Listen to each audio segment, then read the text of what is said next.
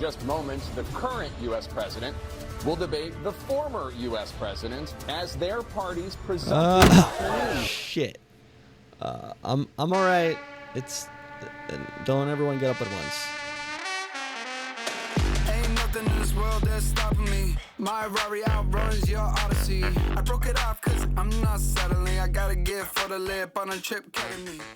I started working on this video months ago, before Biden dropped out, before Harris started her campaign, before Trump was shot at. And the entire time I struggled to figure out what I wanted to say about the election. And now I'm out of time. So here's what I got. I think I know who might win, what might happen when they do, or who wins. Regardless, things look pretty bleak. Who's that Pokemon? It's So let's start out, not here, but back in 2015. Joe Biden was on The Late Show to promote his book, and I watched this interview at 18, and I recognized at this moment, Joe Biden would run for president. Maybe not now, but soon. Sir, you said recently, you said this weekend that you don't know if you are emotionally prepared to run for president. Look, I don't think any man or woman should run for president unless they know exactly why they would want to be president. And they can look at the folks out there and say, I promise you, you have my whole heart, my whole soul, my energy, and my passion to do this. I'd be lying if I said that I knew I was there. I think after he lost his bid in 2008 to Obama, that him and Hillary kind of made this agreement that she would get to run next, which we all know was kind of futile. No one really wanted her to be the president. This is first time we've spoken on air in over a year, and it is the first television interview you've done since the election. Some people were shocked that night. Some people were quite surprised. What was that night like for you? Well, I've been in a closet since then. Joe Biden finally gets to run and wins his nominee. And during his campaign, he kind of advocates for centrism and unity. This is the third time that you're running for president. You're the front runner. What have you learned from your two previous, pardon my accuracy, unsuccessful campaigns for president? What are you doing differently this time, sir? Well, then COVID-19 happens and the cracks in the system begin to show.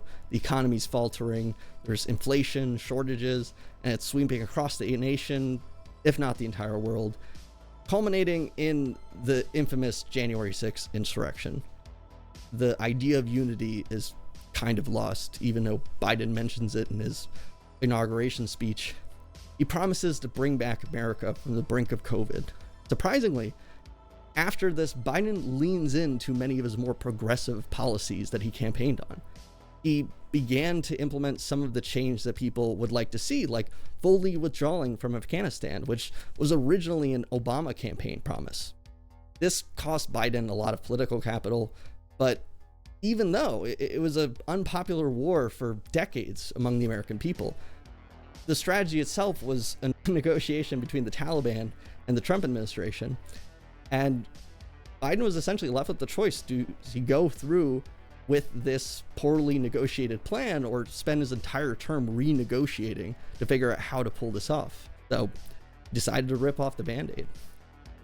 This kind of highlights many of the issues with the Biden presidency. His proposed policies and decisions his administration's made were about a decade late. And his foreign policy decisions have resulted in 2 wars now subsidized by the American taxpayers and its allies. This leads us back to a couple months ago. Biden steps out of the race as he's exhausted his remaining political capital and energy, resulting in a senile old man who's literally unable to hold office for a second term. But before we get off of Biden, let's talk about Dark Brandon. And you're still pretty darn popular. So well, I guess they don't know me yet. I don't know. Oh, he's back. The Republicans seem to support some guy named Dark Brandon. He's having a really good year. That's a bunch of malarkey. When Joe Biden was elected, he promoted unity between the parties, no nonsense politics, and just getting things done, building back America. To his credit, he kind of went wild. He pushed for student loan forgiveness, appointed Lena Khan to the head of FTC, and then he signed an executive order telling her to look into mergers and acquisitions, anti-consumer practices, non-compete agreements. These were a big deal. Biden was the first president to join a striking picket line and signed $1 trillion spending package to invest in America's infrastructure, focusing on renewable energy. While his messaging was relatively tame during his campaign, his policies have been more progressive than anyone really expected, actually aiming to address many of the issues that young people, blue-collar workers, women, minorities, and the middle class have been struggling with to create what would likely be a better future. But there's a problem. Dark Brandon has a soft spot for America imperialism and genocide, and it seems Kamala is working backwards in every direction Biden's made, except for the imperialism and genocide.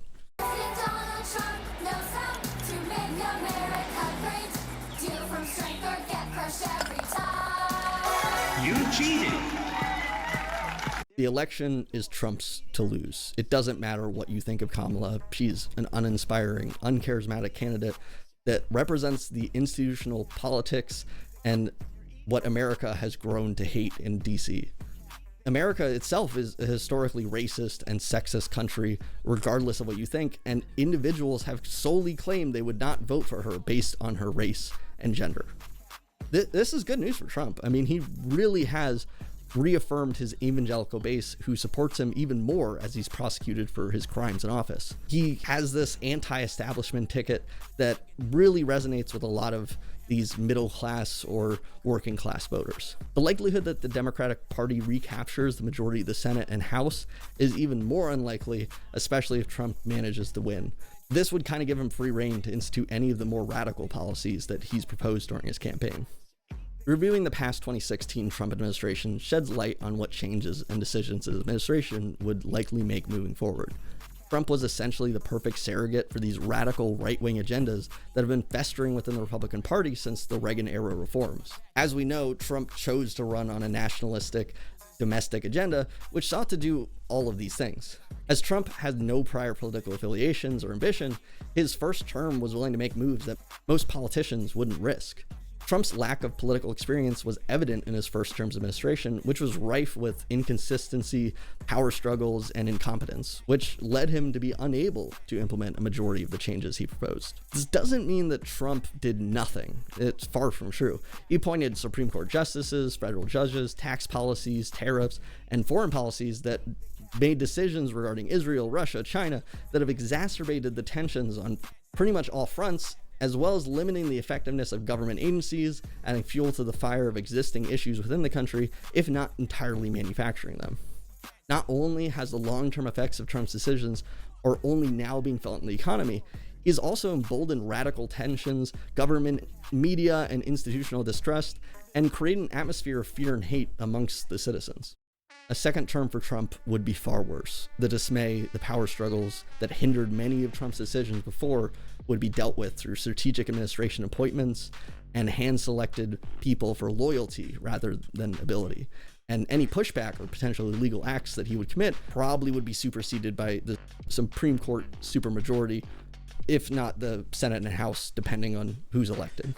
For years, Trump has shaped the Republican Party in his image, prioritizing loyalty above all else, villainizing any dissenting voices, labeling them as rhinos or Republican in name only.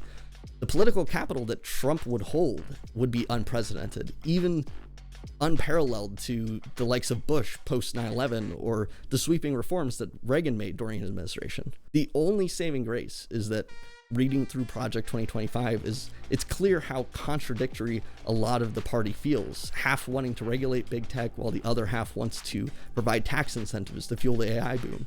Half want to regulate crypto while the other half want to deregulate the space. Half want to keep manufacturing cheap so they can make stuff in China while the other half want to go to war with China. The problem is that Republicans will most likely fall in line regardless of their disagreements, and basically whoever has Trump's ear the most can influence what he does, whether that's Elon Musk, Netanyahu, Rudy Giuliani, Don Jr., or many of the billionaires that have backed his campaign. These policies that he would implement could potentially be extremely fascistic in their nature, but it really depends who is in his ear the loudest. So what does it actually mean? What will Trump do? Well, here's the good news. Regardless of who wins, the economy over the next few years will likely continue to ride this AI boom that's leading to record profits. The bad news is pretty much everything else. Housing is going to continue to remain unaffordable for the vast majority of Americans. Deregulation will fuel a new AI crypto bubble that's larger than the likes of FTX collapse. Workers will continue to be automated and laid off as there are few new manufacturing jobs in these tax incentivized red states. And the Trump tariffs will continue to exacerbate the cost of living crisis. Trump will likely create an agreement with Putin to de-escalate Ukraine, while also giving them ample opportunity to influence and eventually recapture the country in the next 20 years, whether politically or militarily. The war with Israel will continue to escalate as Netanyahu captures as much territory as possible to re-embolden his political standing, specifically among the evangelical Zionist Jewish base, which will likely start making settlements within the Gaza Strip and parts of Lebanon and potentially Syria.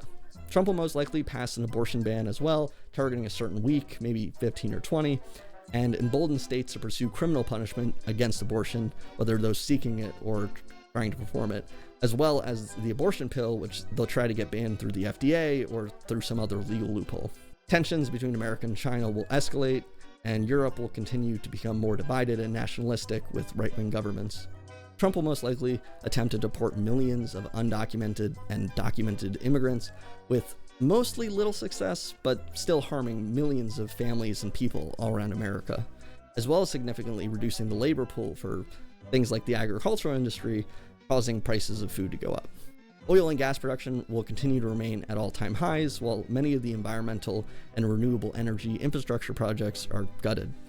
Trump will also target government agencies such as departments of education, the DOJ, FTC, and FBI, firing many civil servants and severely limiting the capabilities of these departments. Trump will likely take a book out of Wisconsin and Arizona, which have been using draconian laws to establish precedent to criminalize abortion all the way back from 1849, and potentially implement something on a federal level.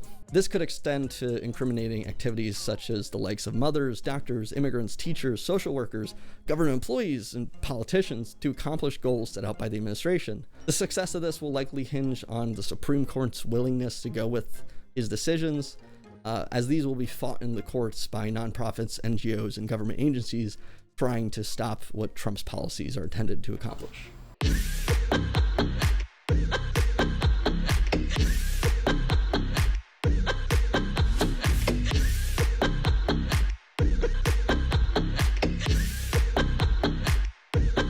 Coconut tree? Kamala Harris is probably going to be the next president.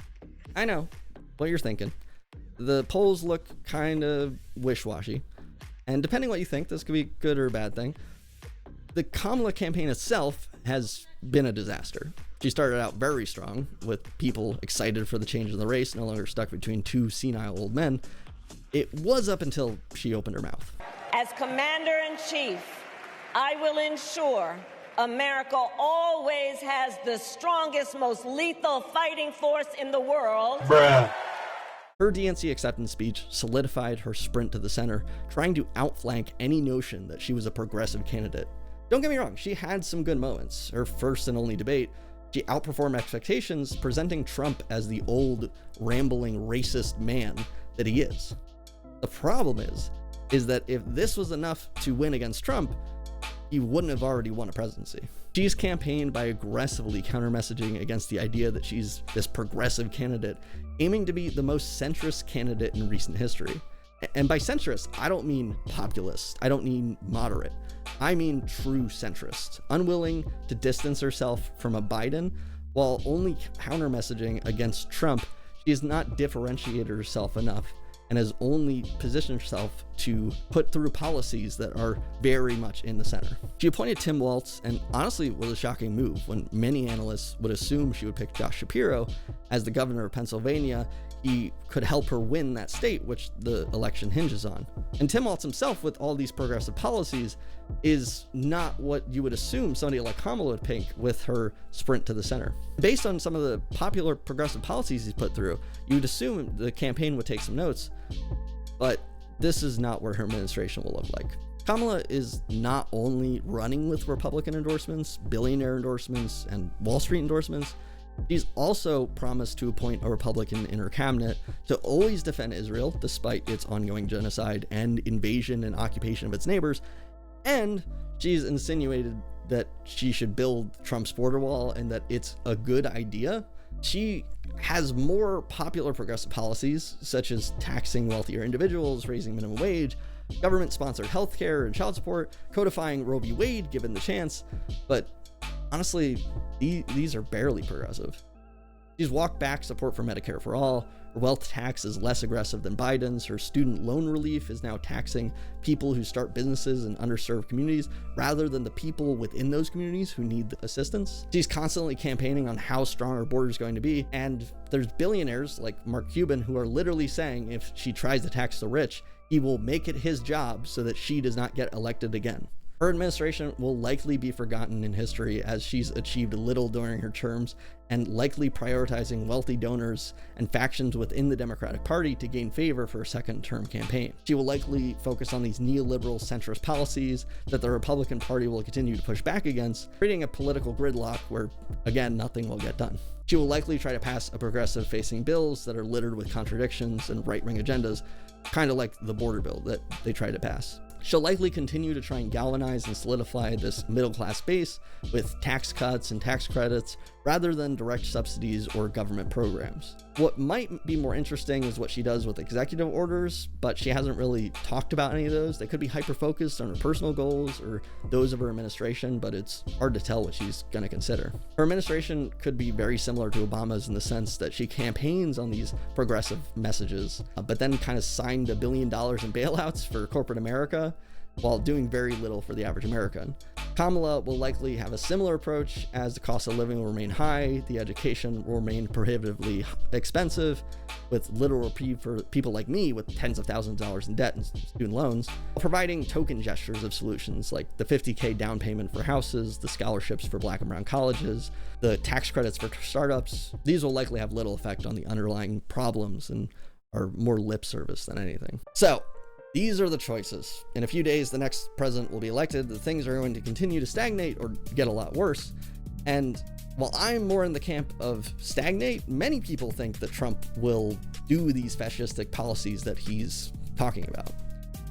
I think these are kind of half-truths. The kind of policies that he wants to implement assume that our system is more fragile than I'd like to believe, that many people would like to believe. Will he start arresting and targeting political dissidents and the LGBTQ and those who aid them, as well as the people seeking and performing abortions? Probably not. Will he target millions of legal and illegal immigrants and try to get them deported? Maybe with some success, and so will Kamala. Will things get more expensive under Trump due to tariffs? Yeah. Will the gap between the poorest and wealthiest segments of society continue to grow? Absolutely, but so will it under Kamala. Will the regional conflicts I talked about develop into more international conflicts with America's involvement? Well, who can say, but under Trump, they will likely escalate much more quickly and aggressively. But who cares? I want to finish this video off by trying to find a moment of clarity in this crazy election cycle as it comes to an end. The problems in this world that prevail throughout our society mostly have no direct effect on you. It's possible something in DC happens to lead to you losing your job, or not having healthcare when you need it, or something else bad happening and you having less money in your pocket during tax season. These are real, legitimate things that can and do happen to people, but the majority of decisions made don't affect your daily life. Burning of oil, the genocide, war, the humanitarian crisis at the border, these don't affect most people on a day-to-day basis. I'm not saying these things aren't important. I'm not saying these things will never affect you as things continue to change and escalate. But regardless of these two bad options that we're presented with, and the continual bad options that we're going to be presented with, it's not a reason to buy into this accelerationism that people have been promoting. I personally let these things affect my mental health greatly and to my own detriment. I don't encourage people to think the way I do, to research what I do, to try and figure out why the world is so bad. But I do have some good news. Things will likely get better. The next election, Texas might go blue, maybe the one after that. And at this point, the majority of the country will be voting for Democratic candidates. the inevitability that the US's demographics are bound to happen with more younger, educated voters rejecting these right-wing ideologies and bigotry. This could mean two things. After Trump is gone, we see a solidification and dying out of this ultra-conservative, fascistic right-wing party, and they look for a new populist fascistic figure to lead the party to its death, as people begin to dismiss it and not care. Or it could move towards a more moderate position to retain its relevance so that people actually care about it. We as young, educated, compassionate people have the opportunity to support and push forward kinder, smarter, more progressive policymakers that could move the country in the direction that we would like to see, where there's more equality, more equity, more innovation, more inclusion within this country. So maybe one day we won't be stuck with a choice of two candidates promoting class division, genocide supporting, and neoliberal policies. We also have to continue to push back against the inevitable swing to the right that we're going to see as the Republican Party pushes forward more and more fascistic policies and candidates. I was going to start the video out by saying, I wish I had good news. And I wish this video was good news. This is the reality that we're stuck with. But I'm hopeful for a future. I'm hopeful that we together can forge a better country, a better world, the future that we want, the ability to have a family, to have a life, to have a job that you care about, to do things that are important, and to not demonize different people so that we can feel some sense of safety and importance. I'm hopeful for that future, and I want to try and build it. And maybe you do too. Anyway, my name's Zinni. I hope you liked the video. The next one will probably be less about politics, but please subscribe, check out my other videos, watch my live streams here or on Twitch, join the Discord, check out my other socials, apply to Dream Chasers Discord in the description. I help people reach their goals and talk about their problems. Check out my cologne, realrobot.shop, and yeah, hopefully we'll see you real soon. Thanks for watching. My name's Zinni. Catch you next time. Don't jump.